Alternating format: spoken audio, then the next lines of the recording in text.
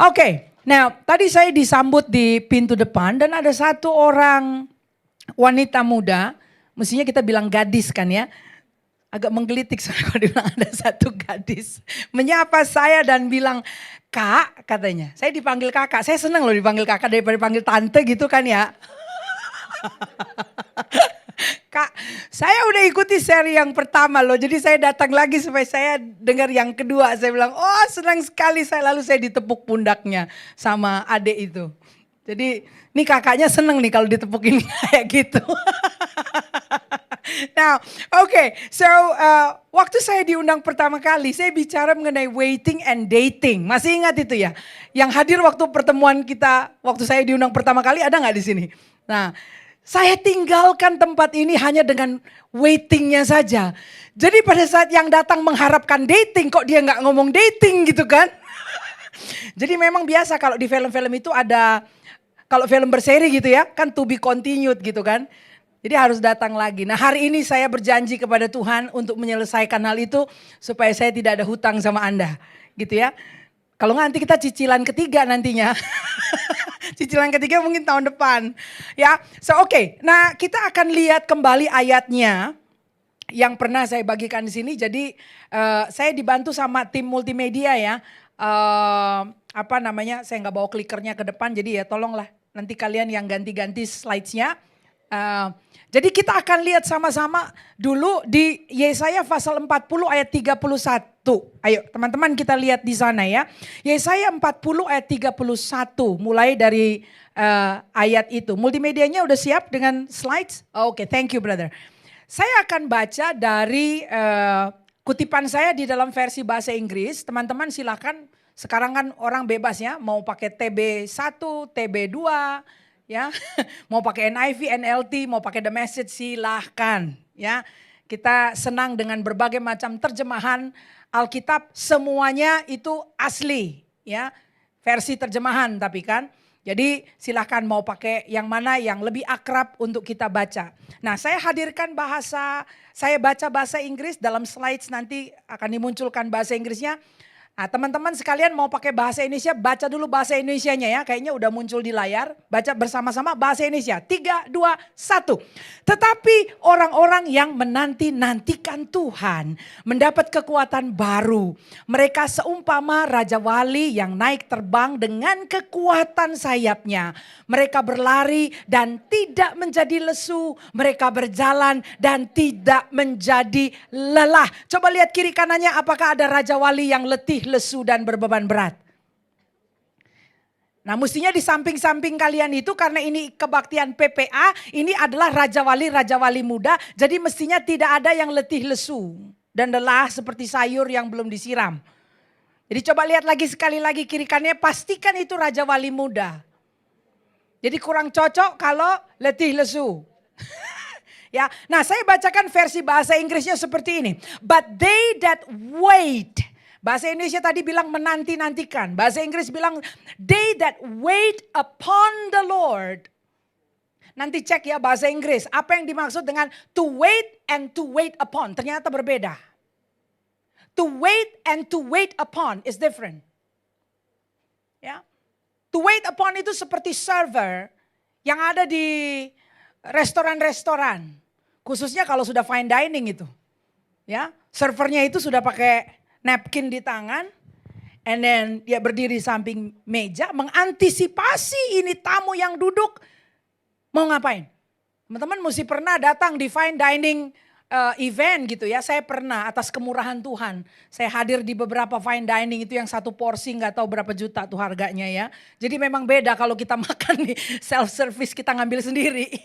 Kalau di fine dining ya iyalah kita bayar gitu kan. Itu ternyata dia harus mengantisipasi loh. Jadi server-server di fine dining itu dia berdirinya tuh gak boleh yang obvious gitu loh, menghalangi jalan. Dia bisa berdiri di corner-corner tapi matanya mengawasi meja di mana dia assign di situ. Ya sekarang di restoran-restoran kan juga banyak yang bilang nanti kalau ada apa-apa bisa panggil nama saya ya. Kan pernah yang kayak gitu. Tapi bukan di fine dining restoran, tapi dia bilang boleh panggil nama saya, jadi tunjukin namanya. Kita panggil pun berapa kali gak muncul orangnya loh.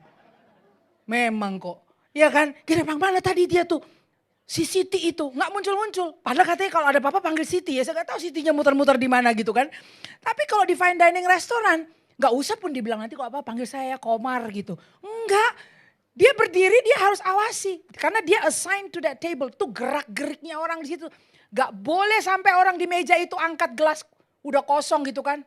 More drink please, itu gagal kau. Merah rapotnya kalau udah kayak gitu. Gak boleh. Dia harus antisipasi. Bahkan dia akan muter untuk lihat apakah ada piring kotor. Ada sendok yang mesti diangkat. Itu namanya to wait upon. Katakan wait upon. So sekali ini saya tambahkan, jangan bilang gini loh, ya dia ngomong waiting lagi, gue datang nih buat dating, kenapa dia ngomong waiting lagi? Biar mantep kita ini masuknya ke dating. Jadi wait upon itu, waiting menanti-nantikan with anticipation. Jadi supaya lebih mantap kita masuk ke dating, karena kalian menunggunya dengan antisipasi pun. Wait upon. Jadi nggak ada tuh orang menunggu yang pasif. Que sera, whatever. Kalau mau dating modelnya que sera, pokoknya makhluk yang dua kaki kan. Monyet juga dua kakinya. King Kong juga dua kakinya. Bukannya itu lagu sekolah minggu. Bebek pun kakinya dua. Mau kalian sama bebek? Kan gitu. Itu yang que sera, kita ngalir aja. Kamu ngalir kemana? Sekarang sungai-sungai lagi surut airnya. Dapat sampah nanti. Jadi bukan itu waitingnya. Nah, saya tambah pengertiannya buat kita semua. Karena kemarin saya utak-utik lagi nih. Saya lihat lagi, waduh saya merenung di bawah kaki Tuhan. Kok wait upon nih bahasa Inggris pakainya, bukan to wait. Emang ada bedanya ya? Nah ternyata wait upon itu seperti server. Di restoran. Dia waiting in anticipation. Wajahnya melihat meja-meja itu. Jadi kan sama seperti kita menanti Tuhan, mengantisipasi Tuhan. Nah, kita punya daftar, tapi pernahkah teman-teman bertanya, but what is on your list, God? Aku punya daftarku, aku mau yang kayak gini. Tapi pernahkah kita consider, but God, you know me better, what is on your list? I think I know who would be good for me. Aku pikir aku bakal tahu nih yang tipe kayak gini kayaknya tipe gue. Yang kalau ngobrol nyambung. Yang parfumnya cocok. Ya kalau gitu beli aja parfum pun. Kok nyari cowok yang wanginya cocok yang bikin gue gak mual gitu. Ya kau beli aja parfumnya. Kenapa kalau orang pakai parfum gak cocok? Nah kayaknya nih gue coret aja. Kalau gitu beli botol parfum. Sebotol pun. Gitu kan. Ya kita pikir, we think that we know. Kita kriteria yang kita mau. Tapi pernahkah kita tanya Tuhan, kau yang menulis kisah cintaku. Kau yang tebus aku dari lumpur dosa. You know me so well. What is on your list for me? Bapak yang baik tahu yang terbaik bagi kita. Kita pikir kita tahu yang paling cocok. Parfumnya sedikit gak cocok aja kita coret dia. Waktu diajak ngobrol gak nyambung, balelo kau, coret langsung. Kok gak kurang intelek? Mungkin aja dia gak baca buku yang kamu baca, mungkin dia gak nonton tayangan yang kau tonton. Jadi gak cocok ngobrolnya gitu loh, langsung dicoret. Sometimes we don't know tipe apa yang cocok buat kita. Ya. But they that wait upon the Lord shall renew their strength, akan memperbarui kekuatannya. They shall mount up with wings as eagles. Soaring ya, seperti Raja Wali itu membubung. They shall run and not be weary. Mereka akan lari gak jadi letih lesu. They shall walk and not faint. Mereka akan berjalan gak pengsan-pengsan dia. Banyak anak muda sudah lunglai. Sudah pakai deker ya, lututnya. Kami mau ada turnamen nanti hari Kamis. Jadi ini saya bawa teman-teman, saya bawa rombongan. Saya kalau ke PPA nih senang bawa rombongan yang muda-muda. Barangkali ada yang berjodoh. Barangkali saya bisa besanan sama Pak Alex. Ya orang tua kan juga gitu dalam perjodohan-perjodohan kan. Kita juga yang rohani juga begitu, barangkali kita bisa besan. Jadi saya bawa rombongan. Rombongannya Evelyn mana, coba lambaikan tangan. Silakan dipilih. Anyway bukan kayak gitu pun, kita kan gak kayak di pasar. Tapi maksudnya begini, supaya kebenaran ini mereka juga tahu bahwa apa yang saya sampaikan ke mereka, apa yang saya beritakan kepada generasi muda di luar, it's the same message. Itu pesan yang sama. Sebagai orang tua rohani tentu kita ingin melihat keturunan rohani kita lebih berhasil dari kita. Mereka membangun rumah tangga lebih kokoh, menghasilkan keturunan ilahi. Ini kan bibit bobot bebet penting sekali toh. Makanya saya juga diundang, saya cek. Dan melihat, wow di panggung ini masih terjadi pementoran. Agak aman kita kalau berbesan dengan Dan Mogot mungkin. Karena keturunan ilahi bisa terbentuk kan gitu. Tapi kalau di sini isinya panggung aja cuma nyanyi-nyanyi, nggak tahu dari mana kan saya juga bisa kebat-kebit gitu ya. Jadi saya aman membawa rombongan untuk turut belajar, bersilaturahmi, saling kenal sama keluarga Tuhan sekota. Ya, saya kalau diundang kemana-mana nggak pernah datang sendiri. Bukan karena butuh ditentengin tasnya, saya tenteng tas sendiri gitu ya. Tapi supaya tahu, anak-anak rohani perlu tahu. Keluarga Tuhan tuh bukan sebesar tembok gereja kita aja. Datang berkunjung ke rumah orang lain. Soan gitu. Lihat siapa tua-tua di kota ini. Seperti apa anak-anak rohani di gereja lain. Berkenalan dengan baik, bangun hubungan yang sehat. Karena siapa tahu kita berbesan. Ya kan begitu. Dan gak berarti, weh nanti pindah kemana nih? Iya gak apa-apa, kerajaan Tuhan tuh besar. Kita saling membangun kok. Nah itu, jadi supaya ada dulu payung konteksnya. Jadi kok kemarin aja waktu datang 26 orang ikut. Turut belajar sama-sama, saling mengasihi. Jadi kan kucinta keluarga Tuhan tuh nyata ya. Bukan keluarga Tuhan hanya diriku, aku sendiri. Tetapi besar, ladang ini luas. Dan kita perlu saling berjabat tangan kemana-mana. Nah, kita lihat di sini, jadi wait itu to wait upon. Lalu saya tambahkan lagi pemahaman berikutnya. Lihat slides berikutnya ini. Kata wait itu dari bahasa Ibrani kava. Ya, bahasa Ibraninya itu kava. Dan kava ini is a pictorial word. Kata yang sebetulnya adalah deskripsi, suatu deskripsi ya, gambaran. Gambarannya apa kava itu? Ternyata kava itu the word that is used itu ada kava itu adalah slide berikutnya kita lihat itu adalah proses membuat tali dengan cara memilin benang atau tali yang lebih halus atau tipis secara bersamaan. Jadi kayak kita membuat tali apa? Anda pernah lihat mungkin tali tambang itu yang jadi tebal tapi kan dia pilinan gitu ya. Jadi makin tebal tuh karena dipilin dari yang kecil-kecil, yang tipis-tipis itu dipilin jadilah makin lama makin tebal. Dan semakin banyak yang terpilin, makin kuat dia. Makin kuat. Ya. Jadi semakin banyak terpilin maka talinya makin kuat. Ini kita bisa lihat referensinya nanti di Pengkhotbah pasal yang 4 ayat 12. Saya bacakan ya. Tolong tandai ayatnya di Alkitab kita semua supaya nanti di rumah bisa direview atau di Komsel bisa direview. Pengkhotbah pasal 4 ayat 12. Jika satu orang dapat dikalahkan, dua orang akan dapat bertahan. Kalau satu tuh gampang ditumpasnya. Tapi dua makin susah ini kalau dua terpilin gitu. Nah lalu dia bilang pilinan 3 utas tali tidak mudah diputuskan. 1 amsyong, mending berdua. Bisa bertiga, bisa berempat, berlima. Makin banyak terpilin makin kuat. Nah bayangkan bahwa kata inilah yang digunakan untuk mendeskripsikan they that wait upon the Lord. Mereka yang menanti di hadapan Tuhan.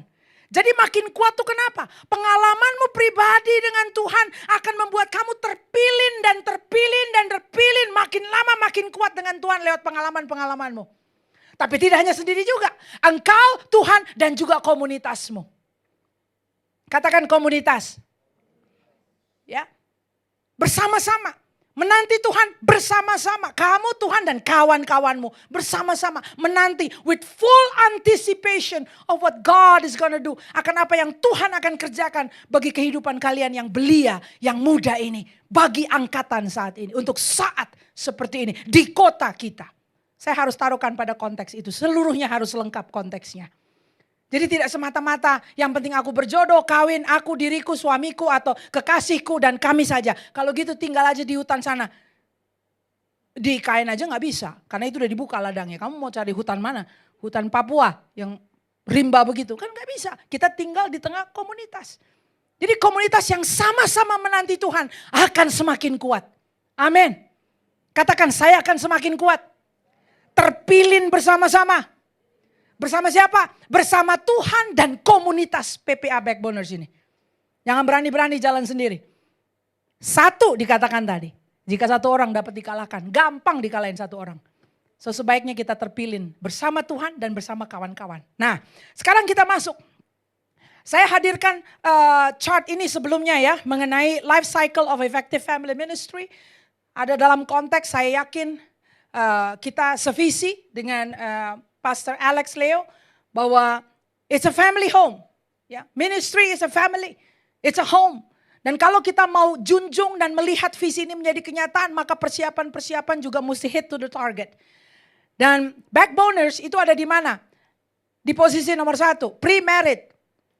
Jadi lihat ya, bahwa apa yang dipersiapkan dalam ibadah-ibadah, entah kalian ada pertemuan-pertemuan di luar lah, mau bulu tangkis kayak model kami ini, bentar lagi ada turnamen, mau apalah, mau apa itu, basketball or cooking together, whatever. It is not standing on its own. Itu bukan satu titik yang berhenti begitu saja.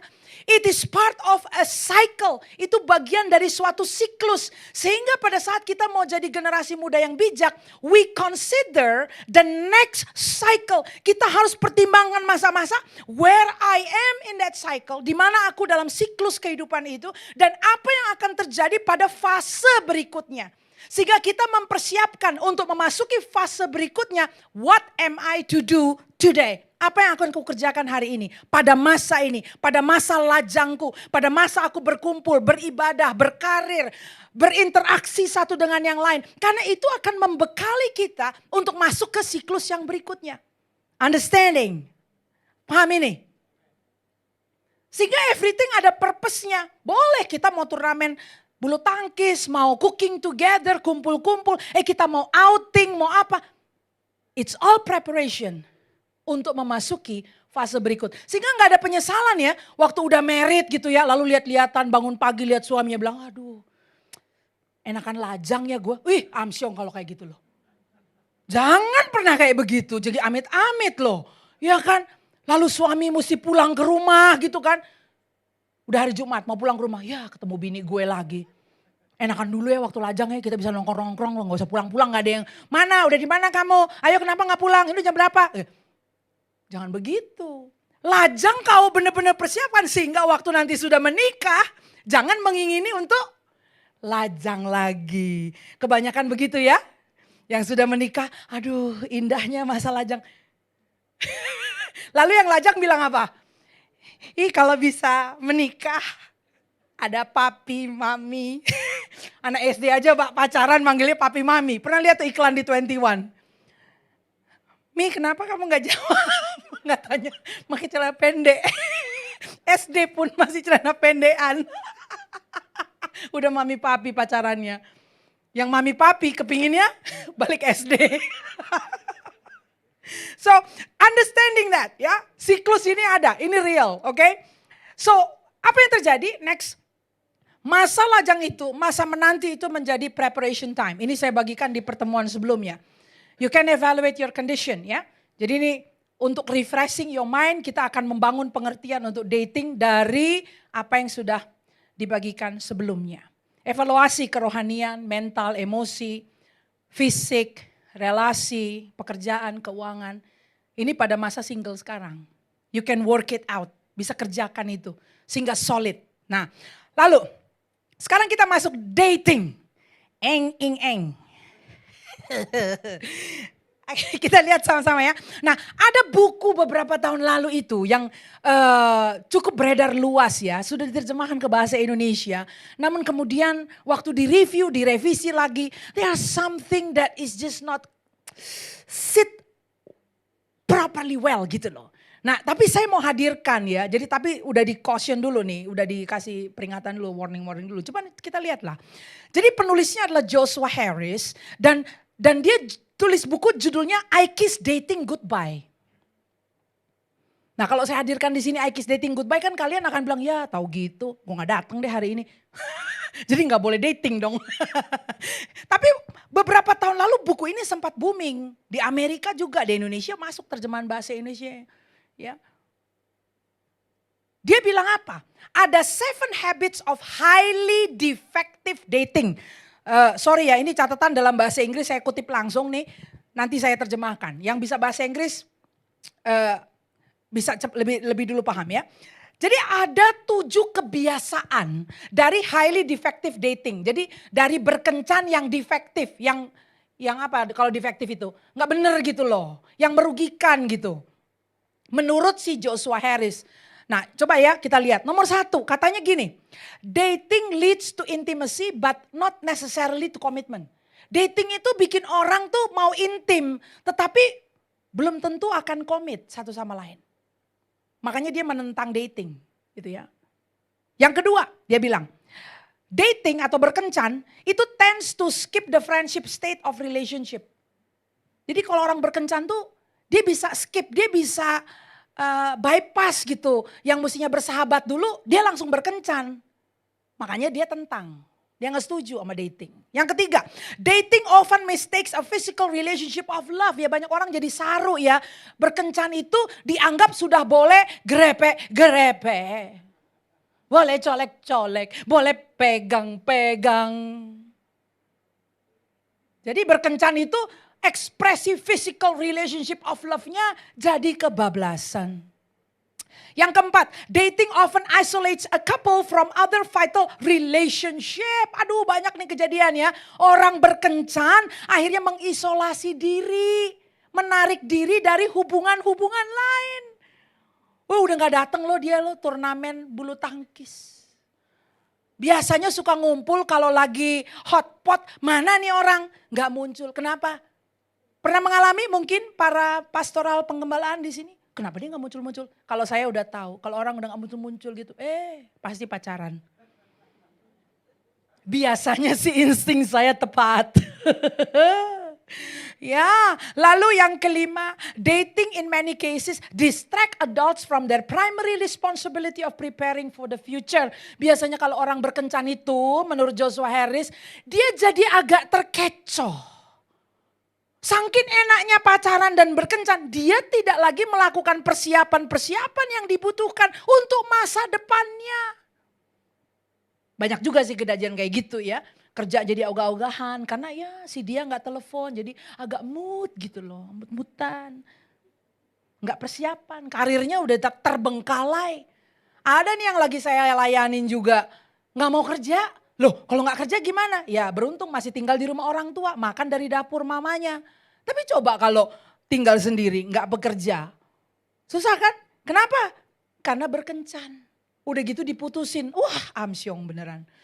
Yang keenam, dating can cause discontentment with God gifts of singleness. Berkencan itu bisa menyebabkan ketidakpuasan akan karunia kelajangan dari Tuhan. Lajang itu karunia loh saudara. Karunia yang perlu kita nikmati. Jadi kalau lagi masih lajang, jangan kayak kutuk-kutuki masa lajang itu. Duh kenapa sih ini gue gak ada pacaran susah banget. Bersyukur masih lajang. Kalian mesti duduk di ruang konseling, ada banyak sekali orang pasutri bilang, aduh I wish. Saya bilang, wish upon a star. Tidak, no turning back baby. No turning back. Dalam perkawinan Kristen kau sudah ada di sangkar itu, jangan keluar dari situ. Kau harus perbaiki rumah tanggamu. Ya ini kan kita adanya di backboners. Kalau saya di ibadah raya saya mesti menasihati yang sudah di dalam sangkar. Karena kalian backboners ya jangan pengen cepet-cepet, ini dinikmati dulu. Katakan saya perlu menikmati. Ada kurang-kurang yakin ya, masa mesti dinikmati. Kok lama banget menikmatinya. Aduh Tuhan tahulah berapa kenikmatan yang kau butuhkan. Ya, yang ketujuh, dating creates an artificial environment of evaluating another person character. Jadi berkencan itu ternyata membuat suatu environment atau lingkungan yang artificial. Tahu dong artificial dong? Mengenai bagaimana mengevaluasi si pihak pasangan itu. Tapi artificial. Karena seringkali waktu dating orang they put their best self gitu loh. Nanti kalau udah di dalam sangkar kita kelihatan. Nah anyway, kalau kita lihat 7 daftar ini, saya tuh sebagai counselor pernikahan, saya ya gimana ya, memang mengamati dan melihat bahwa ini terjadi gitu. Jadi apakah kemudian saya menyetujui bahwa iya ya orang kalau berkencan itu kok masalah ya, ada 7 loh masalahnya. Apa sebaiknya berkencan itu kita sudahi saja. Udahlah orang tuh jangan dibilang berkencan, anak muda jangan berkencan. Apa begitu? Ya kan? Apa kita mau, ya kita harus radikal bagi Tuhan. Jadi nasihat itu backboners, gak boleh kalian berkencan. Apa begitu tindakannya? Nah, teman-teman sekalian, coba lihat slide berikutnya.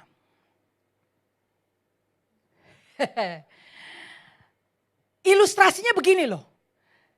Orang kalau nyetir mobil, itu bahaya atau enggak bahaya?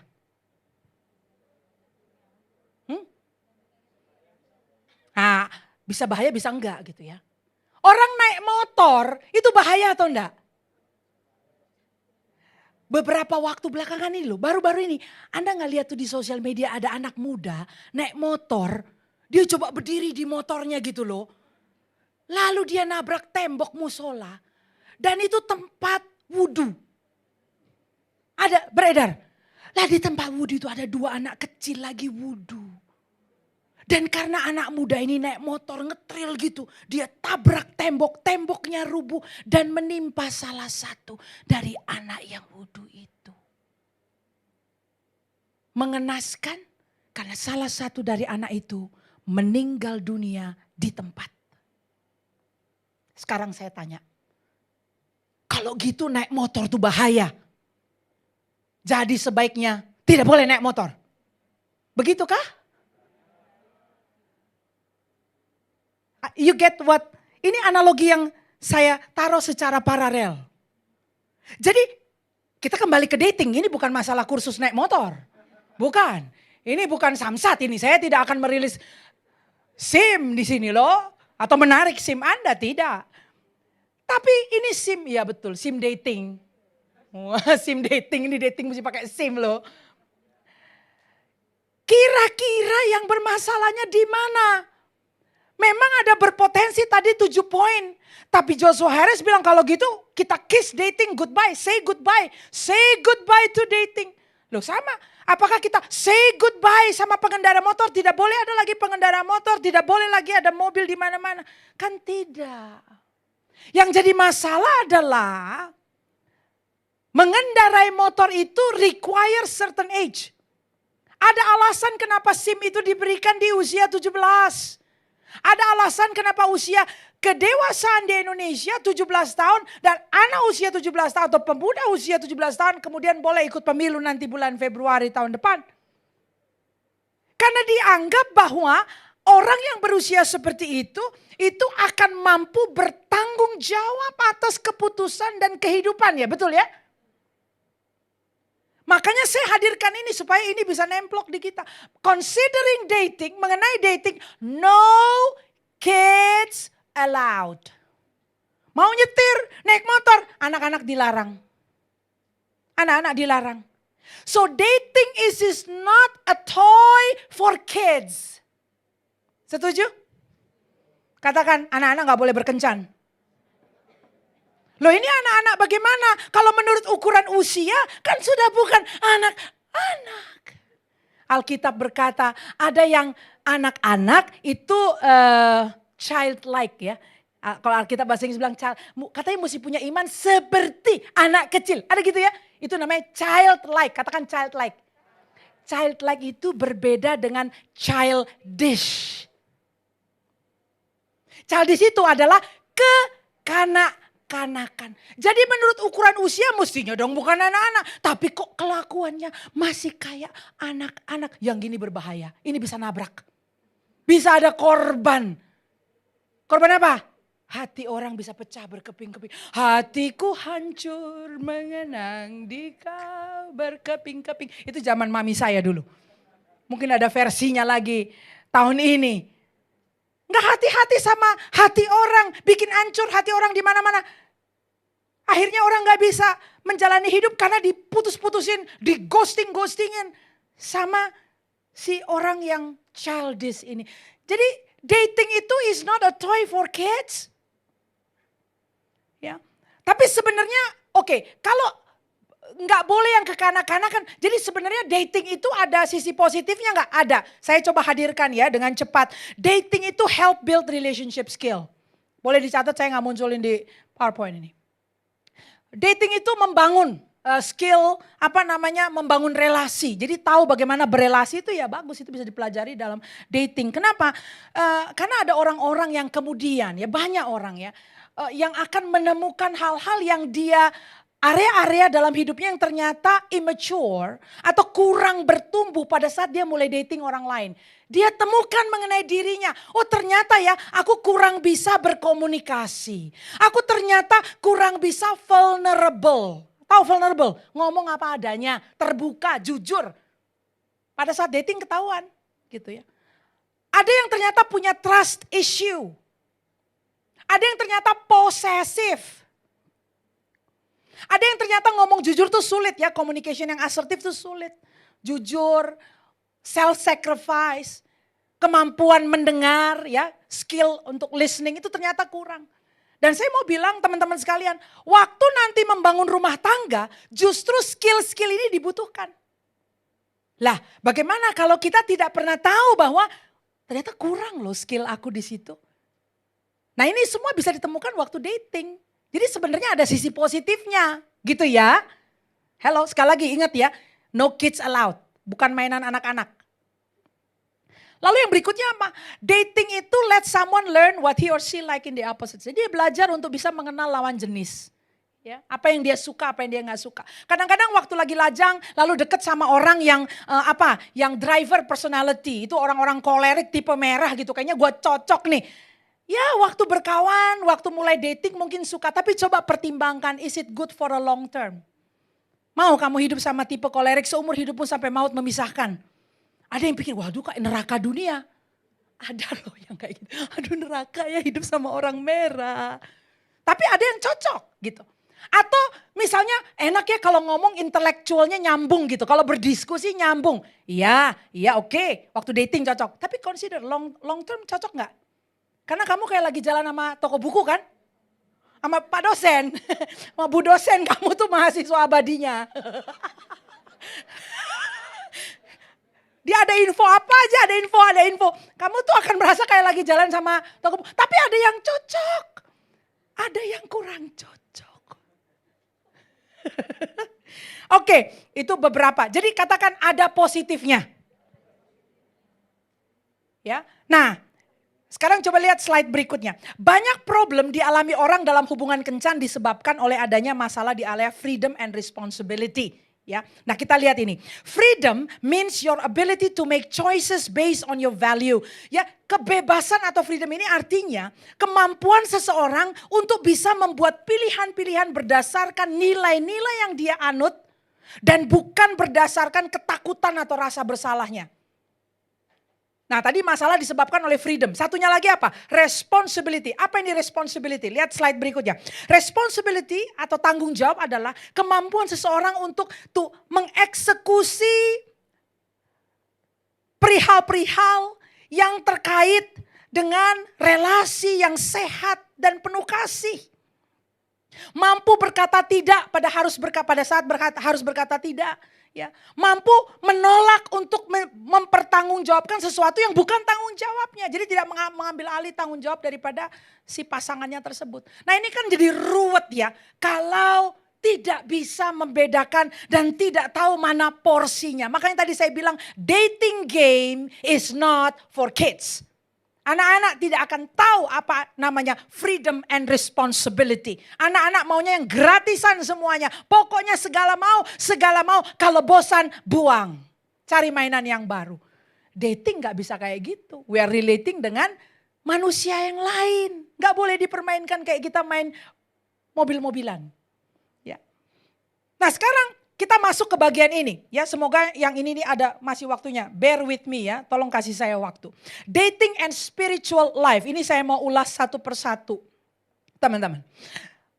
Kalau begitu untuk masalah berkencan ini kita perlu memasukkan spiritual life atau kehidupan rohani sebagai elemen yang sangat patut dipertimbangkan. Jadi hari ini kalau mau pulang coba tanya ini kepada diri Anda masing-masing. Apakah ada buah dari hubungan perkencananmu bagi semua yang sudah berkencan di sini atau yang mempertimbangkan untuk masuk ke dalam dating relationship. Apakah rohani kamu bertumbuh selama masa berkencan? Nah, di sini saya mau berikan tipsnya bagi backboners untuk bisa melihat beberapa aspek kehidupan spiritual yang memang perlu dibawa ke dalam hubungan berkencan, ke dalam dating life. Saya nggak mau apa perlu kita angkat tangan siapa di sini yang sudah dating? Jadi kan yang jomblo langsung ketahuan ya.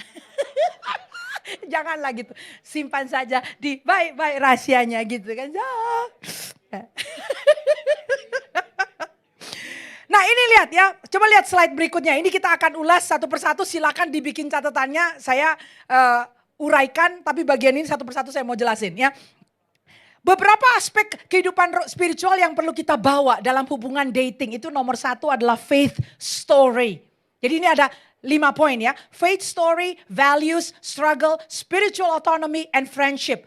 Faith story itu adalah apa? Kita urai satu persatu. Faith story ini adalah kehidupan, kisah-kisah perjalanan kehidupan kerohanian.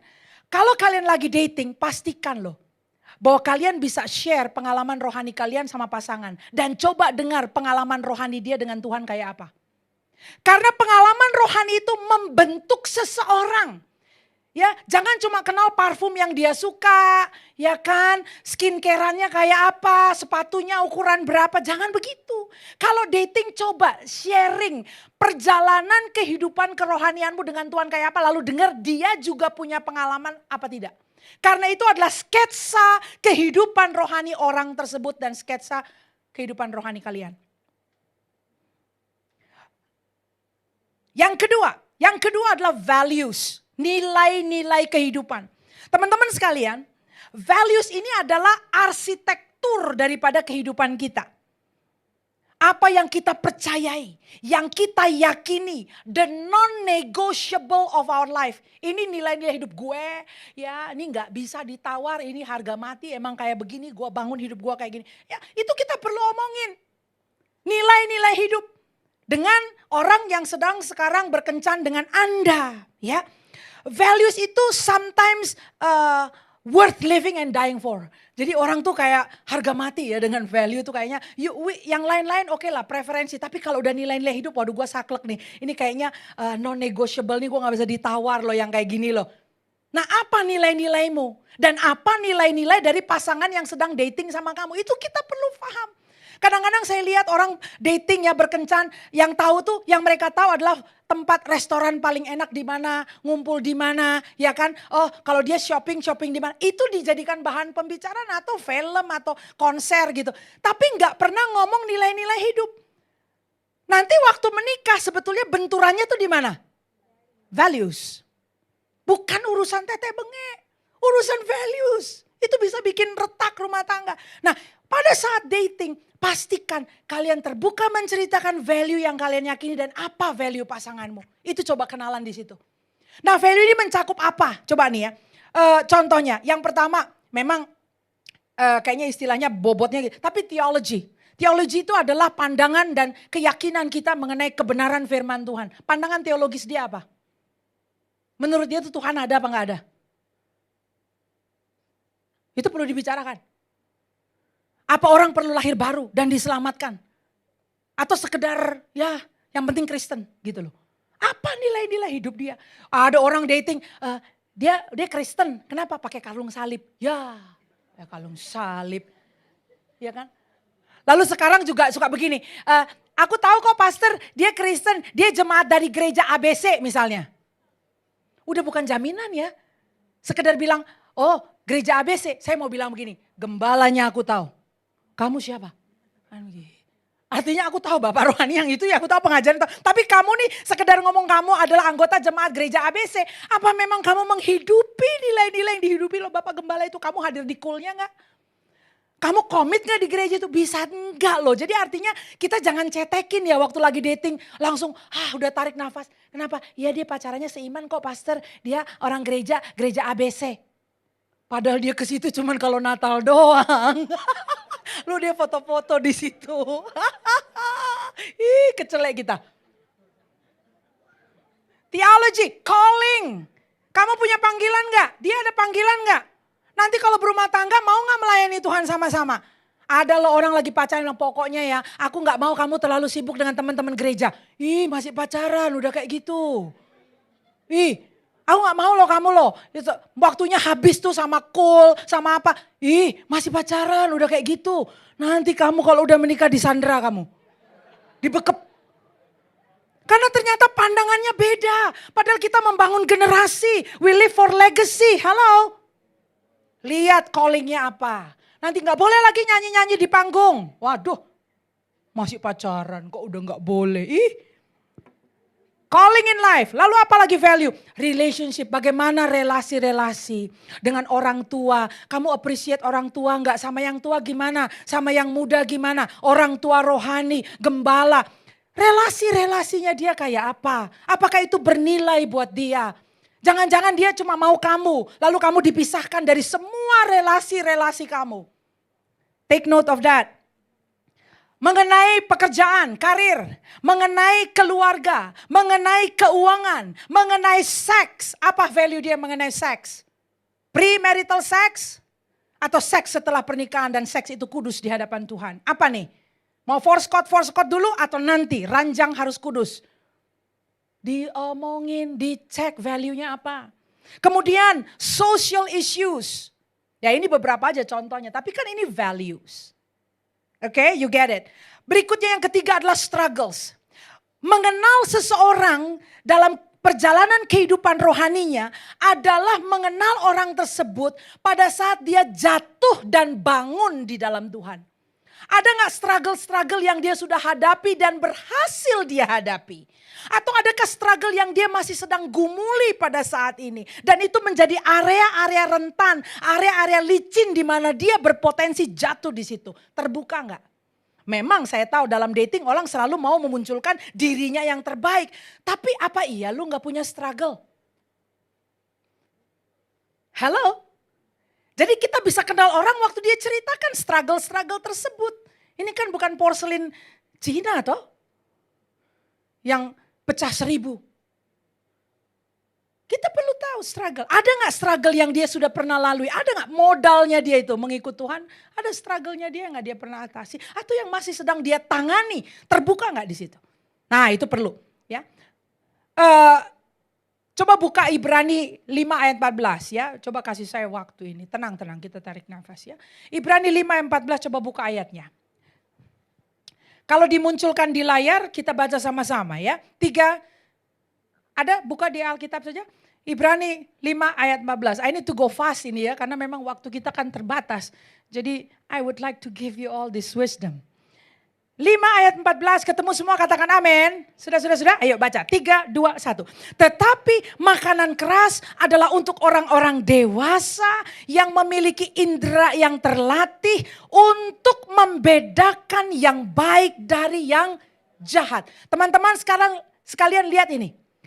Di dalam bahasa Indonesia yang dikatakan indera yang terlatih. Saya catat ayat ini dalam versi bahasa Inggris bunyinya begini. But solid food is for full grown men or women, for those whose senses and mental faculties. Jadi panca inderanya dan kemampuan-kemampuan mental berpikirnya itu are trained by practice. Train by practice. Terlatih karena praktikum. Katakan terlatih karena praktikum. Teman-teman sekalian. Waktu kalian dating sama seseorang. Dari struggle kehidupan yang dia alami kita tahu. Ini orang senses and mental facultiesnya train atau tidak. Terlatih atau tidak. Gampang kalau datang, dia Kristen, dia selalu datang gereja kok pastor, ada kok dia, ini bukan yang cuman hari Natal doang, ada, oke. But do you practice the word?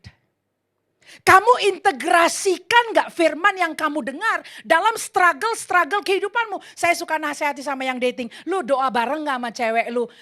Dia kutip ayat lalu dia lihat dan dia masukkan ayat itu dalam struggle dia. Dan lu doa bareng. Ada gak kayak gitu? Gak cukup sekedar orangnya datang gereja teman-teman. Ini kalau kita mau bangun rumah tangga Kristen yang solid loh ya. Bahwa dia datang gereja, dia baca Alkitab dan memang dia hidupi. Nah itu kelihatan waktu orang itu cerita mengenai struggle kehidupannya. Jadi tadi dikatakan train by practice, katakan sama-sama terlatih karena praktek. It's okay untuk terbuka dengan struggle kita. Karena dalam struggle kita tuh Tuhan hadir. Firman-Nya nyata, firman-Nya hidup, itu bukan cuma koleksi yang kita suka quote-quote dan taruh di sosmed. Lalu kemudian di copy, di quote sana yang quote itu gampang. But do you practice firman yang kita kutip itu? Itu terlihat dari struggle kita. Jadi pastikan kita kenalnya di situ. Itu kalau mau dating nih, saya melunasi hutang saya sama kalian semua ya. Lihat bahwa dia praktek firman Tuhan. Nah yang berikutnya apa? Yang berikutnya adalah spiritual autonomy. Nah ini perhatikan baik-baik. Katakan otonomi rohani. Sekali lagi keras-keras, otonomi rohani. Apa maksudnya otonomi rohani? Ini penting banget. Khususnya kalau dating-dating Kristen itu. Teman-teman, ada banyak orang yang kemudian jadiannya itu di gereja. Atau jadiannya itu ketemu di lapangan basket lalu dibawa ke gereja. Atau ketemu di mana lalu dibawa ke gereja. Coba perhatikan. Apakah memang dia ikut Tuhan karena dia ikut Tuhan atau dia ikut Tuhan karena dia ikut kamu? Ini namanya otonomi rohani. Tanpa kamu dia masih ikut Tuhan gak? Ada banyak orang yang karena berkonflik dengan pacarnya, dengan teman kencannya, gerejanya ditinggal. Alkitabnya ditinggal. Persekutuan dengan Tuhan ditinggal. Itu berarti sebetulnya dia itu ikut Tuhan karena nemplok sama kamu. Kamu dia nebeng sama kamu kayak orang dibonceng. Jadi kamu tuh ojek. Ojol. Dan banyak yang kayak begitu. Ini harus diperiksa, makanya tadi struggle, sketsa perjalanan rohani itu penting diteliti. Otonomi rohani ini akan sering menjadi masalah dalam rumah tangga. Banyak ibu-ibu maju di altar call bilang, aduh suami saya itu ya kalau gak dibangunin untuk gereja nih hari Minggu gak bangun. Loh berarti suaminya tidak ada otonomi rohani ya? Dia jalan itu karena ditarik sama istrinya. Iya kalau istrinya lagi kuat dia narik-narik suaminya. Kalau dia lagi bermasalah dan berbeban berat, apa sanggup dia naruh suaminya? 1 hari, sebulan, 2 bulan oke. Kalau seumur hidup kayak gitu mampu tak? Katakan otonomi rohani. Ya, teman-teman, Alkitab memberikan ilustrasi mengenai perumpamaan tentang penabur. Ya, ada tipe tanah yang dikatakan waktu benih ditabur segera tumbuh, segera tumbuh. Tapi karena tanahnya tipis saja, matahari bersinar terik, lalu kemudian karena dia tidak berakar, dia segera mati. Itu kalau diperiksa, ya perumpamaan itu, kata segera itu diulang-ulang loh. Jadi jangan langsung euforia waktu bilang, oh tapi dia datang di KKR kok, dia ikut tuh. Waktu dikatakan song leader, maju-maju ke depan, ikut nyanyi. Lalu karena kamu ada di depan, dia ikutan juga jingkrak-jingkrak. Lalu kita senang karena dia jingkrak-jingkrak. Segera senang. Waktu ada penganiayaan, waktu ada kesusahan. Langsung layu. Karena ada batu di dalamnya yang tidak ditangani. Jadi kita perhatikan. Ini dia ada otonomi gak? Lu beneran ikut Tuhan gak? Atau hanya karena aku ajak-ajak? Karena kamu lagi seneng sama aku, euforia sama aku. Jadi kamu datang gereja. Kalau tiba-tiba kamu lembur, kalau tiba-tiba kamu harus keluar kota. Dia masih datang gak tuh? Saya tolong catat ini sama-sama ya. Dating someone who has not owned her own spiritual walk is a big red flag. Berkencan dengan seseorang yang tidak punya otonomi rohani adalah red flag itu apa ya? Apa? Red flag itu apa? Warning ya. Hati-hati besar itu, mesti hati-hati. Itu udah tanda-tanda, bukan tanda-tanda akhir zaman ya. Itu mesti hati-hati. Nah sebetulnya kalau kita mau menilai orang itu ada otonomi rohani kan Otonomi rohani ini apa sih? Sebenarnya kayak spiritual discipline gitu loh. Ya teman-teman, disiplin rohani. Apa sih disiplin rohani? Coba cek, dia baca Alkitab enggak? Paling enak tuh bikin pakai YouVersion, kita janjian baca Alkitab bareng-bareng. Kamu install di handphone kamu, aku install di handphoneku, kita saling terbuka, ayo kau baca juga enggak? Kayak saya nih lagi teman-teman baca chronological Bible 365 hari setahun. Saya cek, kamu nih hari ini udah hari ke-200 berapa, kamu di hari keberapa? Beneran kita sama-sama baca Alkitab atau tidak? Disiplin rohani. Itu untuk membangun otonomi rohaninya. Dia baca Alkitab juga enggak? Kemudian apalagi contoh yang lain? Dia berdoa enggak ya? Bagus nih, cek. Lagi dating, lagi ada pergumulan. Kamu dong doain aku. Nah coba dengar doanya.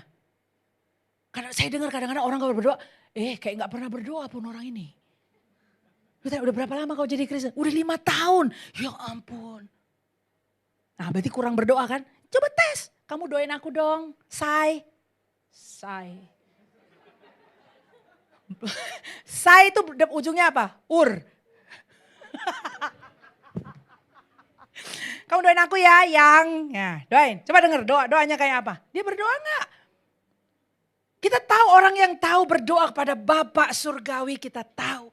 Orang ini biasa ngobrol gak sama Tuhan. Ya, kehidupan doanya. Lalu apalagi yang bisa dicek? Ya gampang, church attendance, hadir di gereja rutin apa tidak? Kemudian apalagi? Visible identification of as a Christian. Dia benar-benar ketahuan gak bahwa dia ini Kristen? Atau dia Kristen terselubung, Kristen undercover.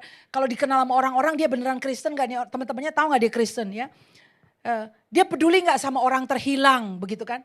Ada gak kepedulian di situ? Nah ini bisa dicek, oke ya? Are you learning? Belajar ya. Yang terakhir, friendship. Oke, kita lihat ini. Aspek kehidupan rohani, friendship yang terakhir. Friendship ini adalah hubungan persahabatan. Teman-teman sekalian, kita bisa tahu ya, bagaimana pasangan kita itu dari kawan-kawan yang mengelilingi dia. Jadi make sure kalian kenalan juga sama kawan-kawannya. Hello? Jangan pacaran tuh isolasi, gak pernah ketemu temennya dia juga, kalian gak tahu. Dan kalian terbuka untuk dikenal siapa kawan-kawanmu. Ya, karena dari kawan-kawannya kita tahu dia seperti apa. Nah, lalu ya kalau mau lebih dalam, cek ini kawan-kawan rohani bukan? Kenapa jadi agak ribet di sini ya? Halo. Kawan-kawannya dia punya teman-teman Kristen enggak? Lebih dalam lagi ya, kalau punya teman Kristen berapa lama dia berkawan? Ya, dia memang bawa rentengan kawannya 5, tapi semuanya baru kenalan minggu lalu. Dibawa semuanya, nih 5 nih kawan gua. Kalau begitu jangan-jangan dia orang Kristen baru, ya kan? Jangan-jangan dia tadinya Kristen KTP tapi baru aja balik lagi ke Tuhan misalnya. Jadi kita bisa tahu lebih banyak dalam dating ini. Punya kawan gak? Jangan-jangan tidak punya kawan Kristen. Loh kok kawanmu? Bukannya berarti kita gak bisa berkawan sama orang non-Kristen ya? Bukan. Tapi penting punya sahabat-sahabat di dalam Tuhan. Punya nggak dia sahabat-sahabat di dalam Tuhan. Nah teman-teman sekalian itu poin-poin yang saya bisa bagikan. Hopefully ini menolong buat membekali kawan-kawan yang sedang saat ini berkencan. Kita tidak berkata say no to dating ya. Itu bukan say no to drugs. Karena dating bukan drugs ya. Tapi no kids allowed. Ini dating bukan mainan anak-anak. Ya, jadi perlu dibekali begini dan silakan dating. Silakan kenali dirimu, silakan kenali siapa orang yang sedang membangun hubungan dengan kalian tadi. Dengan perlengkapan ini artinya kita tidak seperti kucing di dalam karung dan kita juga tidak mau ada kucing di dalam karung. Karena dia bukan kucing. Amen. Are you learning? Yeah, so the more you know about each other, the more you can see if you are a good marriage material for each other. Semakin kita kenal pasangan kita atau teman berkencan itu kita jadi tahu. Apakah ini memang bahan baku yang cocok untuk membangun lembaga perkawinan. Membangun rumah tangga bersama sampai maut memisahkan. Amin. Kita satu dalam doa. Kawan-kawan sekalian, Tuhan tahu apa yang kita butuhkan ya. dan bahwa Tuhanlah yang punya ide mengenai perkawinan, maka tentunya Allah Immanuel itu yang menyertai kita, dia tahu kebutuhan hati kita. Ya, tapi seringkali karena kita kurang pengetahuan, ya kita nabrak-nabrak dan mencelakai diri kita dan mencelakai orang lain. Kalau ada di antara kalian yang muda di sini merasa telah dicelakai,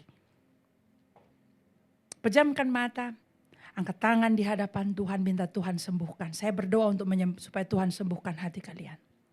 Kalau ada di antara kalian yang berkata, Pastor Evelyn, saya mencelakai orang lain. Saya bikin orang sakit hati. Bukan cuma satu, ada beberapa. Karena ketidaktahuanku. Hari ini kita fun, ketawa-ketawa. Tapi saya tahu firman Tuhan berbicara untuk hati kalian. Kalau itu adalah dirimu, ayo. Masih ada dating yang berikutnya, tapi kamu perlu bertobat di hadapan Tuhan. Kalau itu kalian angkat tangan, saya mau berdoa untuk dua perihal ini. Yang hatinya dicelakai, dilukai. Dan yang kedua adalah yang mencelakai. Yang hatinya luka dulu, angkat tangan. Bapa Surgawi, kami berdiri di hadapan Tuhan. Ada tangan-tangan yang terangkat yang hari ini Tuhan secara terbuka di hadapan Tuhan. Mengakui ada luka. Karena dicelakai. Aku berdoa kuasa Tuhan membebat luka dan menjamah di dalam nama Yesus. Allah Immanuel, namamu kami panggil tadi dalam pujian penyembahan. Tuhan beserta kami. Engkau beserta orang yang luka dan remuk hatinya. Aku berdoa saat ini kuasa Tuhan menyembuhkan, memulihkan. Bapak hambamu berbicara, menyampaikan kebenaran dan kebenaran yang kami ketahui itu memerdekakan kami, menyembuhkan kami. Kami gak akan luka dua kali Tuhan. Sembuhkan, bebat luka di dalam nama Tuhan Yesus. Berikutnya bagi Anda, Tuhan insafkan kamu hari ini. Kamu melukai orang lain. Ada orang yang terluka karena kamu tidak hati-hati. Karena kau kurang pengetahuan. Kau lukai hati orang. If that is you. Kalau itu kamu. Angkat tangan. Ayo. Bersama saya akan doakan untuk bertobat di hadapan Tuhan. Karena ada hati yang luka. Ada hati yang luka. God, we stand before you, Allah semesta alam. Hari ini Tuhan Allah yang mendesain perkawinan. Tuhan, aku berdiri bersama anak-anak muda yang karena ignorant, karena immaturity, kami menyakiti orang lain. Kami umbar janji palsu. Kami tidak setia dengan kata-kata kami. Tuhan, we play with other people's heart. Aku berkata pada hari ini Tuhan bersama mereka. Tuhan, we repent before you. Kami bertobat di hadapan Allah yang kudus dan ilahi itu. Tuhan, aku berdoa di dalam nama Yesus. Penginsafan ini begitu tajam dalam hati setiap orang ini Tuhan. Yang mengangkat tangan Tuhan, kami menyesal dengan perbuatan kami. Ampuni kami Tuhan. Di dalam nama Tuhan Yesus. Ampuni kami, basuh kesalahan kami ini. Angkat rasa bersalah ini dari hati kami Bapa. Kalian yang berdiri ngomong sama Tuhan. Karena dia setia dan adil. Waktu kita mengakui kesalahan kita, Tuhan mengampuni kita dan membersihkan hati kita dari pelanggaran. Supaya kalian dipersiapkan untuk masuk dalam dating yang berikutnya. Tidak perlu takut. Kalau kalian mengakui dan bertobat di hadapan Tuhan, maka tidak perlu takut memasuki hubungan yang berikutnya. Ada kuasa dalam pengampunan, ada anugerah Tuhan. Kamu tidak perlu mengisolasi diri, gak perlu takut bangun hubungan. Dalam nama Yesus Bapa, aku ikat rasa takut dan cemas itu. Takut memulai membangun hubungan, takut memulai membuka diri, takut untuk mulai terbuka dan vulnerable. Lord, in the name of Jesus, Father, I bind that false spirit di dalam nama Yesus. Tuhan, merdekakan anak-anak muda ini untuk membangun hubungan yang ilahi Tuhan. Dalam nama Tuhan Yesus, ada anugerah Tuhan yang cukup bagi generasi backboners ini betul-betul menjadi tulang punggung untuk membangun rumah tangga yang ilahi. Bapak terima kasih. Terima kasih. Bapak, aku ucapkan berkat bagi anak-anak muda ini. Yang hatinya luka disembuhkan. Yang hatinya serong bertobat kembali kepada Tuhan. Dan Bapak, aku berdoa oleh anugerah Tuhan. Anak-anak muda ini diperlengkapi untuk memasuki hubungan yang baru. Memberkati hubungan-hubungan yang baru. Bahkan yang hari ini baru pertama kali mendengar, matanya dicelikan. Tuhan, aku berkati hubungan dating mereka. Dalam nama Tuhan Yesus. Tidak perlu ada yang sembunyi-sembunyi, main belakang. It's all in the open, God. Because ada berkat Tuhan pada saat kami terbuka. Terima kasih Bapak Surgawi. Terima kasih Tuhan. Terpuji namamu ya Bapa. Terpuji namamu. Di dalam nama Tuhan Yesus kami ucap syukur. Dan kami berdoa. Haleluya. Amin. Amin.